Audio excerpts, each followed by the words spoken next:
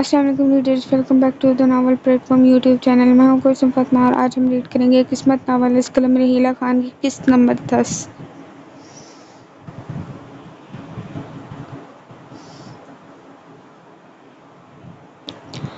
All rights reserved. Urdu novel platform strictly prohibited to copy paste.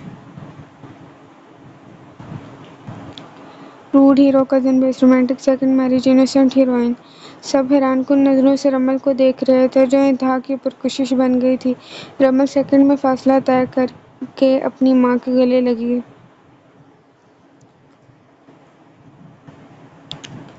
ماں! رخسانہ بیگم اسے خود میں بھینچے پیار کر رہی تھیں اور اس کا چہرہ چوما۔ رمل میری بچی میں کتنا تڑپی ہوں تمہیں دیکھنے کے لیے، منال کے بعد تم ہی تو جیسے دیکھ کر ہم جیتے ہیں، بس اب میں کہیں نہیں جانے دوں گی، میری بچی میری شہزادی میرے پاس رہے گی۔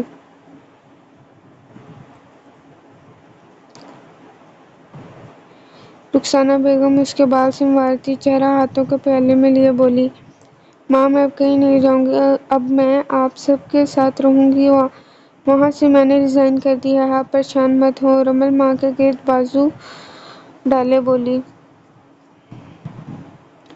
باری باری سب سے ملی شاہین بیگم اس کے گلے ملتے زارو قطار رو دیں۔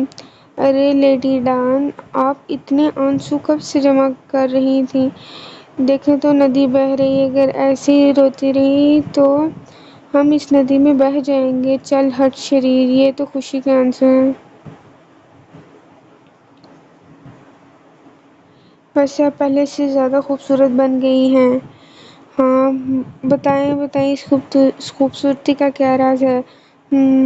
ٹھہر جا بتاتی ہوں۔ بوڑھی دادی کو تنگ کرتی ہو؟ رمل مسکراتی ہوئی دادا جان کے پیچھے چھپ گئی جو اپنے دوست کو مس کر رہے تھے۔ آج سامنے دیکھ آنکھیں نم ہو گئیں۔ رمل ان کی نم آنکھیں دیکھ ان کے سینے سے لگی۔ نو دادا جان، پھر ان کے ہاتھوں کو چوما۔ آپ سب ایسا کر لیں، بہا لیں آنسو، میں واپس چلی جاتی ہوں، سب رو لیں تب بلا لینا۔ وہ نچلا ہونٹ اوپر والے ہونٹ پر چڑھائے اتنی کیوٹ لگی کہ سب کے چہرے پر مسکراہٹ کھل گئی۔ دوست مجھے بتائیں، آپ کی وائف نے تنگ تو نہیں کیا؟ میں ان سے پوچھوں گی میرے دوست کا خیال رکھا کہ نہیں۔ نہیں بچے، سب نے بہت خیال رکھا، بس ایک تمہاری کمی تھی، وہ بھی آج پوری ہو گئی۔ خان صاحب، آپ کو پتہ تھا نا کہ رمل آ رہی ہے آج، اس لیے بے چینی سے پہلو بدل رہے تھے اور نظریں دروازے پر مرکوز تھیں۔ بالکل بیگم، مجھے پتہ تھا آج میری دوست آ رہی۔ آپ سب کو بتانے سے رمل نے منع کیا تھا، صفدر اقبال شاہین بیگم سے بولے۔ انجب کب سے کھڑا ٹکر ٹکر سب کو دیکھ رہا تھا۔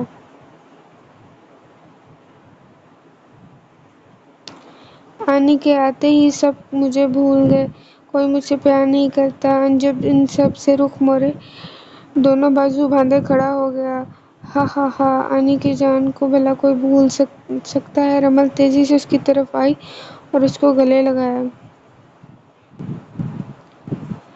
انجب مسکراتے ہوئے اس کے گال پر ننھی سی کس کی۔ چلو آؤ ادھر، وہ اسے لیے صوفے پہ بیٹھی جہاں سب بیٹھے تھے۔ رمل اس کو زبیدہ بیگم کے پاس بٹھائے سلطان صاحب کے پاس بیٹھی اور ان کے گرد حصار باندھا۔ سلطان صاحب نے اس کے سر پر پیر دیا۔ میرے بیٹے کی جاب کیسی جا رہی ہے؟ بہت اچھی بابا، اب میں ادھر پاکستان ہی رہوں گی، بس وہاں نہیں جانا۔ یہ تو بہت اچھا فیصلہ کیا، اب ہم آپ کو کہیں جانے بھی نہیں دیں گے۔ یہ تو آپ کی ضد تھی جو ہم نے باہر ڈاکٹر بنانے کے لیے بھیج دیا۔ سب نے ہاں میں ہاں ملائی۔ اور رمل ان کا پیر دیکھ حسودگی سے مسکرا دی۔ 5 سال پہلے وہ جاپان گئی تھی، یہاں جس طرح کی ذہنی اذیت سے گزر رہی تھی، گھر والوں سے ضد کر کے وہاں کی یونی میں ایڈمیشن بھیج دیا۔ معراج کی نفرت دن بدن بڑھتی جا رہی تھی۔ رمل نے سب کو راضی کر لیا اور جاپان MBBS کی ڈگری کے لیے چلے گئی۔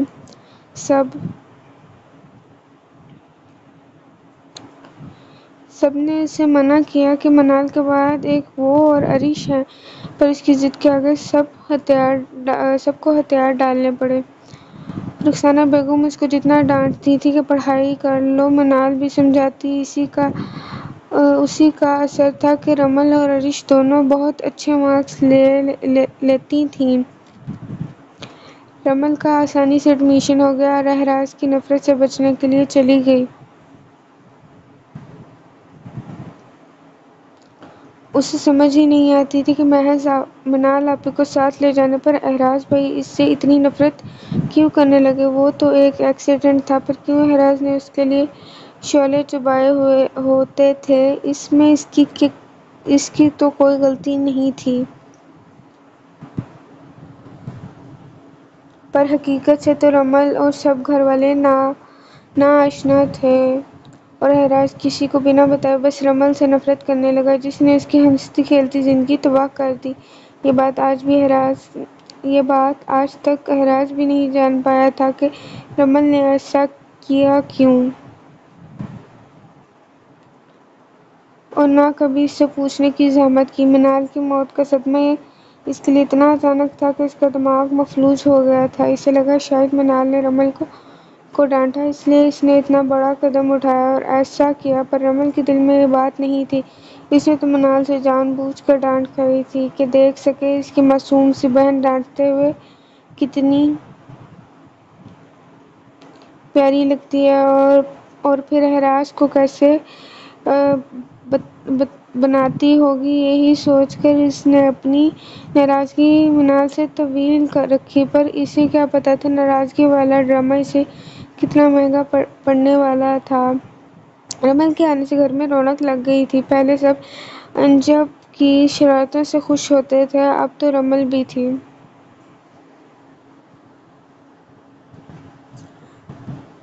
جاؤ رمل، فریش ہو جاؤ، میں کھانا لگواتی ہوں، پھر سب ساتھ کھاتے ہیں، رخسانہ بیگم رمل سے بولی۔ وہ سر ہلاتے انجب کو ساتھ لیے اپنے کمرے میں چل دی۔ احراز آفس میں بیٹھے لیپ ٹاپ پر تیزی سے ٹائپنگ کر رہا تھا، بھینچے ہونٹ اور آنکھیں اسکرین پر مقروض کیے۔ سنجیدہ سا بلیک جینز اور بلیک ٹی شرٹ پر فل سلیو ویسٹ کوٹ پہنے، بال ماتھے پر بکھرے بریڈ، پہلے سے تھوڑی بڑھی ہوئی گوری رنگت۔ احراز پہلے سے کافی ہینڈسم اور خوبصورت بن گیا تھا۔ سیکریٹری ثنا ڈور ناک کیے اندر آئی۔ اس کی نظر احراز پر جم گئی، دل اس کو پانے کے لیے مچلنے لگا۔ وہ بہت دنوں سے احراز کو اپنی طرف راغب کرنے کے جتن کر رہی تھی، پر احراز اس کو نظر اٹھا کر دیکھنا تک گوارا نہیں کرتا۔ ابھی بھی وہ احراز کو گھورنے میں لگی تھی۔ اس کی بیوی کو مرے 5 سال ہو گئے ہیں، پر وہ اس کے دل میں ابھی بھی نہیں گئی۔ کچھ کر ثنا، کچھ کر۔ تیری اتنے دنوں سے اچھی لڑکی اور شریف اور غریب لڑکی کے ناٹک نے بھی اس بندے کے دل پر ذرا اثر نہیں کیا۔ ایسے ہی چکر رہا تو ہاتھ ملتی رہ جائے گی۔ کچھ کہنا ہے کیا آپ کو؟ احراز نے اس کو بولتے نہ دیکھا، نظر اٹھا کر اس کی طرف دیکھا جو اسی کو گھور رہی تھی۔ جی سر، وہ اس فائل پر آپ کے سائن چاہیے تھے۔ وہ گورے رنگ کی پرکشش نقوش والی لڑکی تھی، پر احراز کو اس سے کوئی واسطہ نہ تھا۔ اس کے دل میں منال تھی اور رہنی تھی، جس کا سوچ سیکریٹری ثنا حسد سے جل بھن جاتی۔ وہ سائن کروانے بالکل اس کی طرف جھکی۔ احراز سے اس کی حرکت مخفی نہ تھی، اس کے ارادے اچھی طرح جانتا تھا کہ وہ اس کو پسند کرتی ہے، پر احراز نے کبھی اس سے فری ہونے اور اپنے ساتھ ہونے کی اجازت نہ دی۔ سب لوگ اس کے غصے سے کھار کھاتے تھے، اس لیے تو ثنا میں بھی ہمت نہ تھی کہ ڈائریکٹ بول دیتی، تبھی تو جان بوجھ کر احراز کے قریب ہونے کی کوشش کرتی۔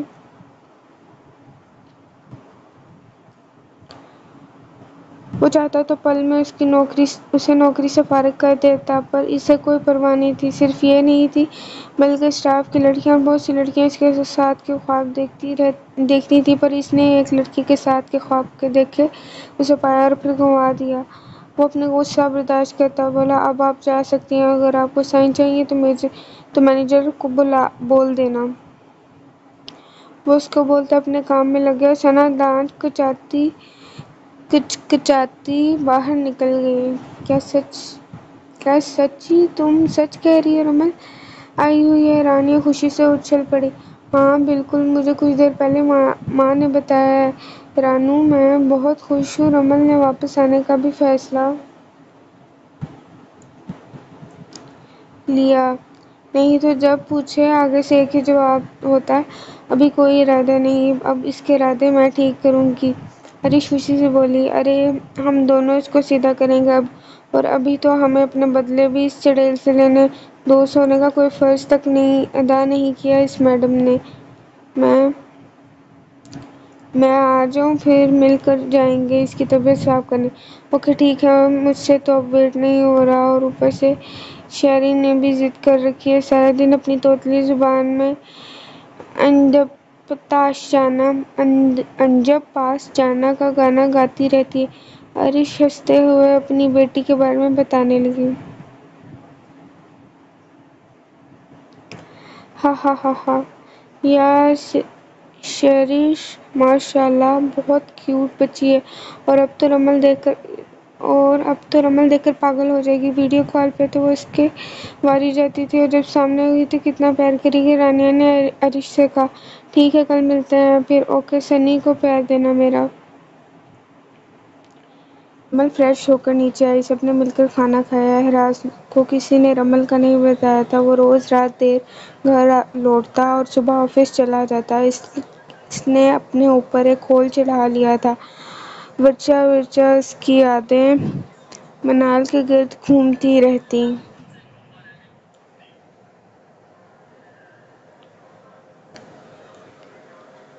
رمل احراز کا سوچ سوچ کر کانپ رہی تھی کہ جب وہ دیکھے گا تو اس کا کیا ری ایکشن دے گا۔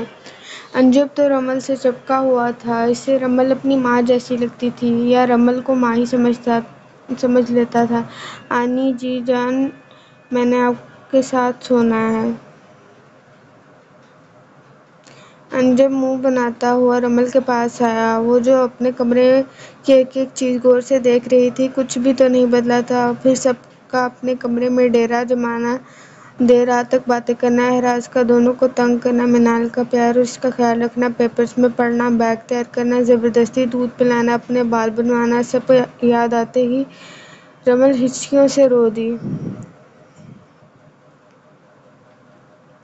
آنی کیا ہوا آپ کو؟ انجب پریشان سے اپنے چھوٹے چھوٹے دونوں ہاتھوں سے رمل کا چہرہ اوپر کرتے ہوئے پریشان سا بولا۔ رمل نے اسے خود میں بھینچ لیا جیسے کوئی قیمتی چیز کو چھپا لیتا ہے۔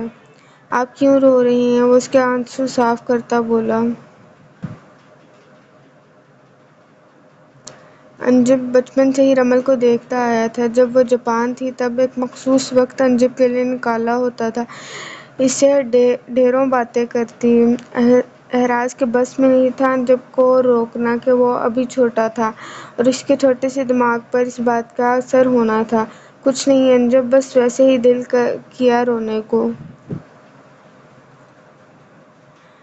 آؤ میں تمہیں سلا دوں۔ وہ اس کو بازوؤں میں بھرے بیڈ پر سلا کر خود بھی ساتھ لیٹ گئی اور اس کے سلکی بالوں میں انگلیاں چلانے لگی۔ جلد ہی وہ نیند کی وادیوں میں اتر گیا۔ میرا بھالو، رمل مسکراتی ہوئی بولی، اور اس کے دونوں گالوں چٹا چٹ چوم لیے جو سوتے ہوئے کیوٹ لگ رہا تھا۔ اسے پیاس لگی پر جگ خالی نظر آیا۔ رمل رات کو کچن سے پانی لینے آئی، وہ دروازے کی طرف کمر کیے کھڑی تھی۔ احراز جو رات کے گھر آیا تھا، آفس ٹائم اور میٹنگ کب کی ختم ہو چکی تھی، پر وہ منال کی یاد میں سڑکوں پر گاڑی ناپتا رہا اور ایک کے بعد ایک سگریٹ سلگاتا رہا۔ رات کو تھکا ہارا سا گھر داخل ہوا۔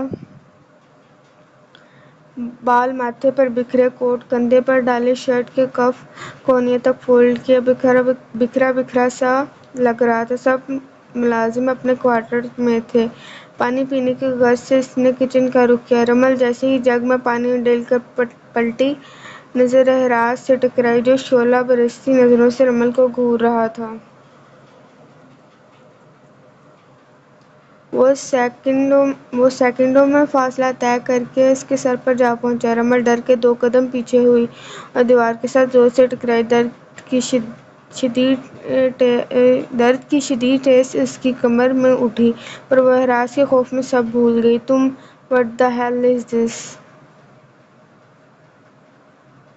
تمہاری جرأت کیسے ہوئی یہاں آنے کی؟" رمل اس کی آنکھوں میں اپنے لیے نفرت کی انتہا اور غصہ دیکھ کر کانپ اٹھی۔ "جواب دو ڈیمن اٹ!" ایک زور کا مکہ دیوار میں مارا۔ رمل ڈر کر اچھل پڑی۔ احراز غصے میں لمبے لمبے سانس لے کر خود کو کمپوز کرنے لگا۔ "وہ بھئی میں اور نہیں سب سے دور رہ سکتی تھی۔ اچھا تو اب تم طے کرو گی کہ تمہیں کیا کرنا ہے ہاں؟ میری بات کا تم پر کوئی اثر نہیں ہوا تھا؟ کان کھول کر میری بات اپنے اس چیمبر میں ڈالو۔ وہ دونوں انگلیاں اس کے سر کی طرف اشارہ کرتا بولا۔ "خبردار خبردار، آج کے بعد مجھے بھائی بولنے کی کوشش کی۔ تم سے میرا کوئی رشتہ نہیں، سارے رشتے میں اسی دن ختم کر چکا ہوں۔ " وہ اس کے بازو میں اپنی انگلیاں گاڑے پھنکارا۔